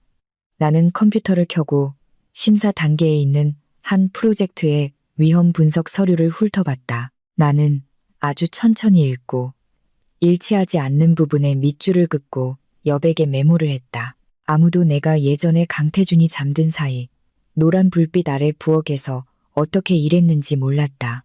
나만 알면 그걸로 충분했다. 중간에 민준혁이 들렀다. 일은 익숙합니까? 아주 익숙합니다. 그가 더 묻지 않고 고개를 끄덕였다. 나는 그가 거리를 존중하는 방식이 좋았다. 이곳의 누구도 내 과거 이야기를 필요로 하지 않았다. 그들은 결과를 원했다. 점심때 강덕수 변호사에게서 전화가 왔다. 업데이트가 있습니다. 그가 말했다. 상대방이 서류의 일부 조항 변경을 신청했습니다. 중요하지는 않지만 시간을 끌려는 시도로 보입니다. 가능성은 높지 않습니다. 변호사님을 믿습니다. 진전이 있으면 알려주십시오. 전화를 끊고 나는 모니터로 돌아갔다. 일은 내가 딴 생각을 하지 않게 도와주었다. 그것은 나를 똑바로 서게 했다. 오후에 하미가 문자를 보냈다. 그가 압박을 아주 심하게 받고 있대. 지인들이 언니 안부를 물어봤어. 어떻게 대답했어? 언니는 일하고 있고 관련 없다고 했어. 잘했어. 이 단계에서는 여론이 나뉘기 시작한다는 것을 알았다. 내 편을 드는 사람도, 강태준을 동정하는 사람도, 그저 호기심 많은 사람도 있었다. 나는 참여할 필요가 없었다. 지금의 침묵은 최고의 방패였다. 저녁에 아파트로 돌아와 간단한 식사를 준비했다. 나는 천천히 먹으며 물 끓는 소리, 도마에 칼 닿는 소리, 아주 일상적인 소리들을 들었다. 나는 오랫동안 나 자신을 위해 이렇게 평온한 마음으로 요리한 적이 없다는 것을 깨달았다. 예전에는 식사가 항상 책임감, 평가의 시선과 연결되어 있었다. 지금은 아니었다. 식사 후 어머니에게 전화했다. 일 시작했어요. 일은 괜찮니? 괜찮아요. 몸 조심해라. 네. 나는 전화를 끊고 창가에 섰다. 길 아래로 차들이 오갔다. 나는 더 이상 숨어야 한다는 느낌이 없었다. 나는 내 이름과 내 직업을 가지고 어디에든 설 수 있었다. 그 후 며칠 동안 내 생활 리듬은 점차 안정되었다. 아침에 출근하고 오후에 퇴근하고 저녁에는 책을 읽거나 메모를 했다. 나는 더 이상 뉴스를 자주 확인하지 않았다. 중요한 일이 있으면 변호사나 민준혁이 알려줄 것이다. 어느 날 오후 민준혁이 나를 사무실로 불렀다. 한 가지 일이 있습니다. 그가 말했다. 다음 프로젝트의 공식 심사팀에 당신이 참여해 주었으면 합니다. 무엇을 준비해야 합니까? 그냥 당신이 하던 대로 하면 됩니다. 나는 고개를 끄덕였다. 나는 그가 왜 나를 믿는지 묻지 않았다. 이 신뢰는 이혼 이야기가 아니라 내가 제출했던 분석 보고서에서 비롯된 것이었다. 그날 밤 나는 익숙한 번호로 문자를 받았다. 강태준이었다. 나 곧 재판받아. 나는 감정 없이 문자를 쳐다봤다. 그냥 네가 알았으면 해서. 나는 휴대폰을 내려놓았다. 답장하지 않았다. 뒤늦은 통보는 더 이상 효력이 없었다. 다음 날 아침 나는 내부 회의에 초대받았다. 복잡하고 위험 요소가 많은 프로젝트였다. 나는 간결하게 발표하고 주의해야 할 점들을 지적했다. 방안은 조용했다. 민준혁이 고개를 끄덕였다. 이 의견은 최종 보고서에 포함될 겁니다. 그가 말했다. 회의가 끝났다. 한 젊은 동료가 나를 보고 미소 지었다. 아주 명확하게 설명하시네요. 감사합니다. 그것은 내가 다른 누군가와 관련된 역할이 아니라 능력으로 공개적으로 인정받은 첫 순간이었다. 오후에 강덕수 변호사가 전화했다. 재판 날짜가 정해졌습니다. 언제입니까? 다음 주입니다. 제가 출석해야 합니까? 네. 하지만 아주 짧을 겁니다. 알겠습니다. 나는 전화를 끊고 계속 일했다. 나는 감정이 끼어들 틈을 주지 않았다. 나는 그것을 배웠다. 재판 전날 밤 나는 잠을 설치지 않았다. 서류를 정리하고 옷을 준비했다. 나는 아무것도 바라지 않았다. 나는 그저 모든 것이 제대로 진행되기를 원했다. 다음 날 아침, 나는 변호사와 함께 법원에 도착했다. 복도는 길고 조명은 하얗다. 강태준은 맞은편 의자에 앉아 있었다. 그는 나를 쳐다봤다. 눈빛은 피곤해 보였다. 나는 아주 정중하게 고개를 끄덕여 인사했다. 재판은 생각보다 빨리 진행되었다. 서류는 명확했고 증거는 충분했다. 판사가 판결을 낭독할 때 나는 한 글자 한 글자를 아주 똑똑히 들었다. 그것이 누구의 운명을 결정해서가 아니라 그것이 내가 겪었던 일들이 상상이 아니었음을 확인시켜 주었기 때문이었다. 법정을 나오자 강태준이 나를 불렀다. 지민아, 나는 멈춰섰다. 미안해. 나는 그를 쳐다봤다. 이 사과는 늦었지만 무의미하지는 않았다. 단지 더 이상 효력이 없을 뿐이었다. 받아들일게요. 내가 말했다. 하지만 돌아가지는 않아요. 그는 더 말하지 않고 고개를 끄덕였다. 나는 밖으로 나왔다. 날씨는 맑았다. 나는 심호흡을 했다. 박수 소리도 극적인 순간도 없었다. 단지 제자리를 찾은 결말이 있을 뿐이었다. 오후에 나는 사무실로 돌아가 계속 일했다. 민준혁이 나를 보고 짧게 말했다. 축하합니다. 감사합니다. 저녁에 나는 집에 돌아와 수첩을 폈다. 나는 2단계의 마지막 줄을 썼다. 법적 절차 마무리, 새로운 삶의 시작. 나는 밑줄을 긋고 수첩을 닫았다. 밖에서는 도시의 불이 켜졌다. 나는 더 이상 가장자리에 서 있지 않았다. 나는 내 두 발로 안으로 들어왔다. 재판이 끝난 후 나는 바로 휴식을 취하지 않았다. 나는 한 가지를 아주 잘 알고 있었다. 법률의 문이 닫히면 진짜 삶의 문이 열린다는 것을, 그리고 그때가 사람이 가장 리듬을 잃기 쉬운 순간이라는 것을. 나는 평소처럼 사무실로 돌아갔다. 홀가분하지만 긴장을 풀지 않은 채 화면 위의 숫자들은 여전히 냉정하고 객관적이었다. 내가 어떤 일을 겪었는지에 관심이 없었다.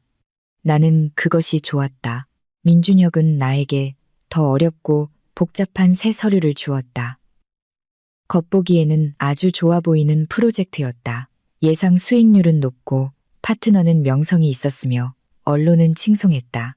나는 한 줄 한 줄 꼼꼼히 읽었고 곧 작은 균열들을 발견했다.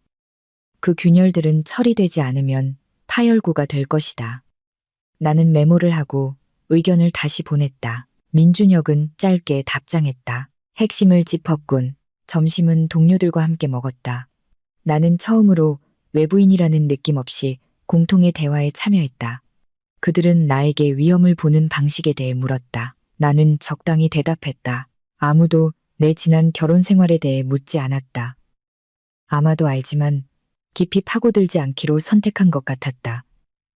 그 존중이 나를 제자리에 서 있다는 느낌을 주었다.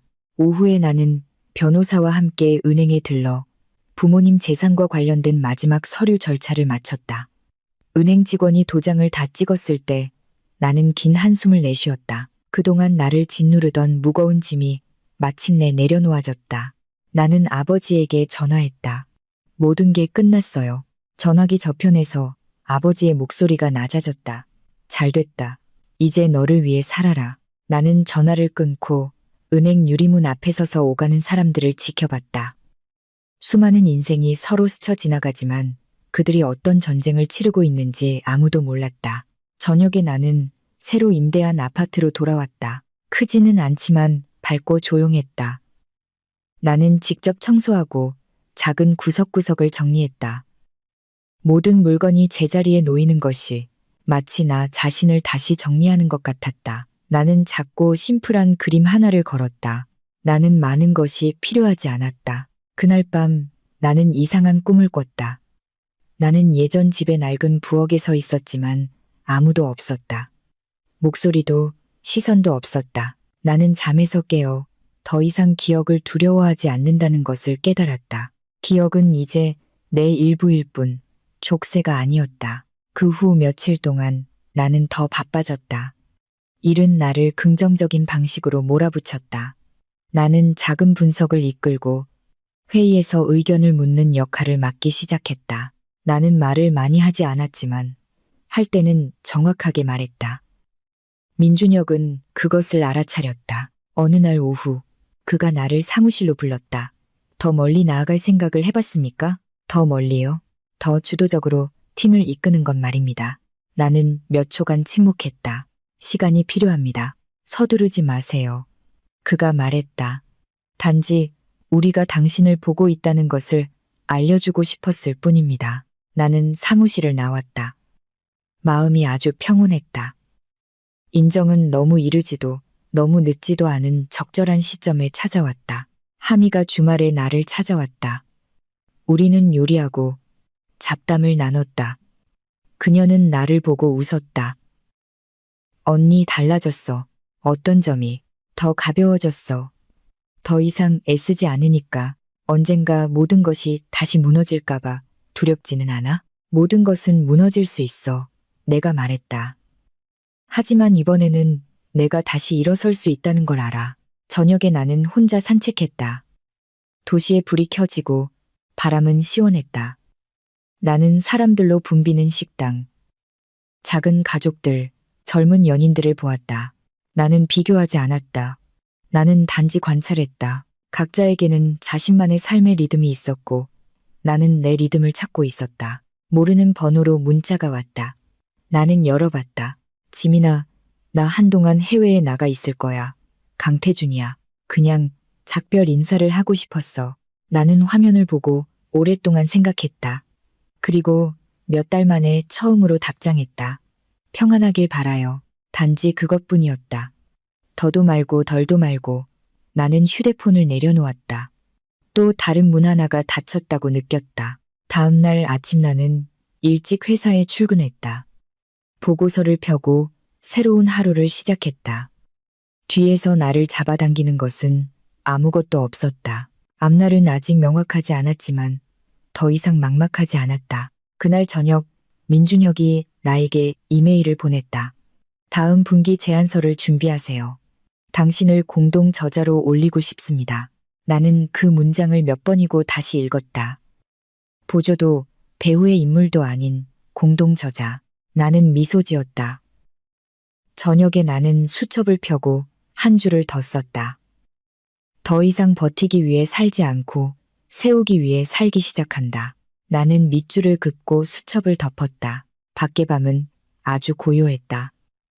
나는 창가에 앉아 차를 마시며 그 고요함이 숨결 하나하나에 스며들게 했다. 미래가 어떨지는 몰랐지만 나는 한때 떨렸지만 무너지지 않았던 바로 그 두 발로 걸어 나갈 것을 알았다. 나는 아주 다른 마음가짐으로 새로운 분기를 시작했다.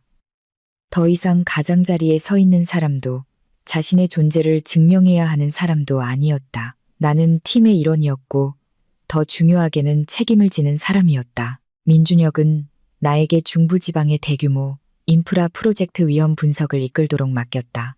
이 프로젝트는 규모만으로도 누구든 긴장하게 만들만 했다. 자본은 크고 기간은 길며 여러 이해관계자가 얽혀 있었다. 나는 이것이 전문적인 도전일 뿐만 아니라 배짱을 시험하는 것이라는 걸 알았다. 내 팀은 4명이었다.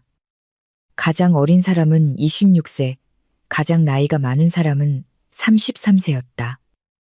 그들은 첫 회의에서 호기심과 가늠하는 듯한 시선으로 나를 쳐다봤다. 나는 길게 소개하지 않았다.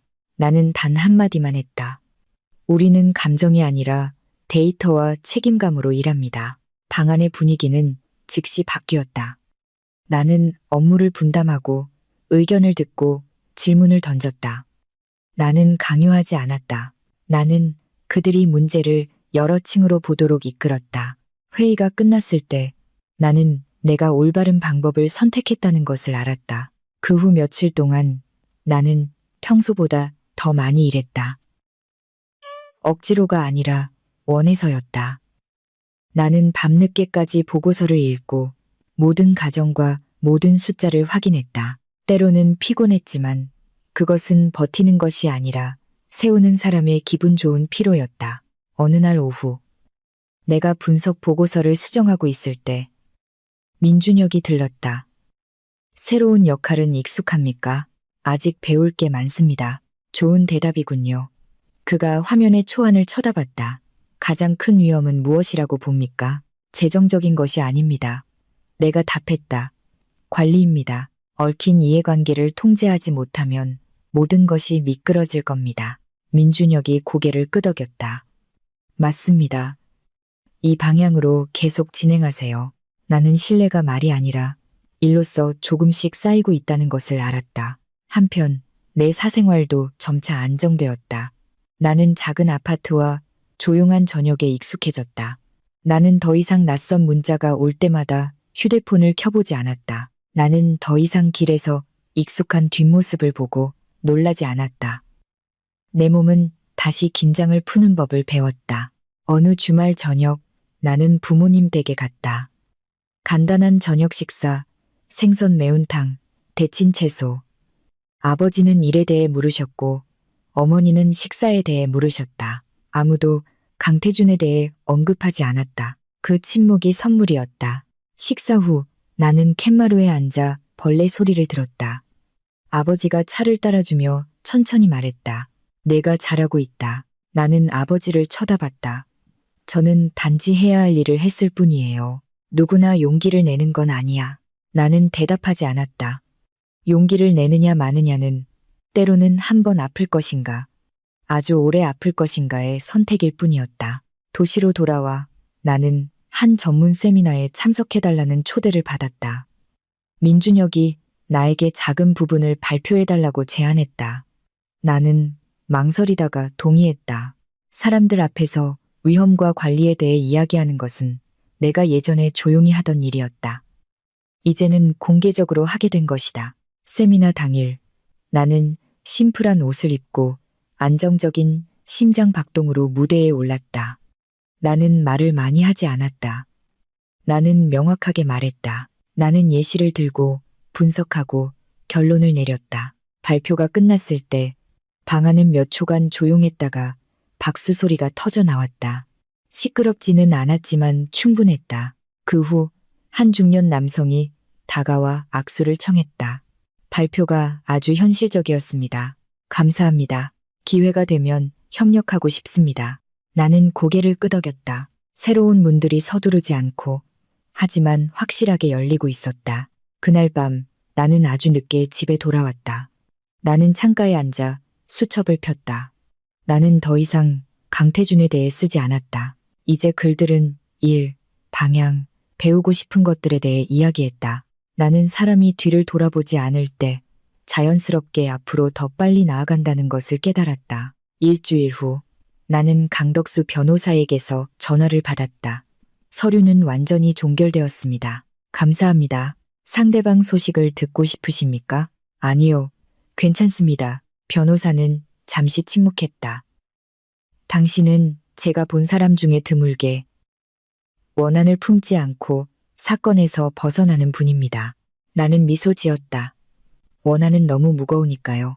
전화를 끊고 나는 하나의 원이 닫혔다고 느꼈다. 내가 이겨서가 아니라 내가 더 이상 끌려가지 않기 때문이었다. 사무실에서 내 팀은 첫 보고서를 완성했다. 나는 경영진에 제출했다. 민준혁은 당일 바로 답장했다. 보고서 좋음, 제안대로 진행할 것. 나는 이메일을 읽었다. 마음이 아주 평온했다. 저녁에 하미가 전화했다. 언니, 요즘 많이 바쁘네. 응, 하지만 더 즐거워 보여. 응, 언니, 다른 생각은 안 해? 일 말고. 나는 잠시 생각했다. 아직. 나는 지금 혼자 온전히 사는 법을 배우고 있어. 하미가 웃었다. 그것만으로도 충분해. 나는 휴대폰을 내려놓고 불을 끄고 침대에 누웠다. 나는 공백을 누군가로 채울 필요가 없었다. 나는 그것을 나 자신으로 채우고 있었다. 잠들기 전. 나는 수첩을 다시 펴고 짧은 한 줄을 썼다. 내 인생의 중심에 서기 시작한다. 나는 밑줄을 긋고 수첩을 덮었다. 밖에서는 도시가 밤속으로 잠겨들고 있었다.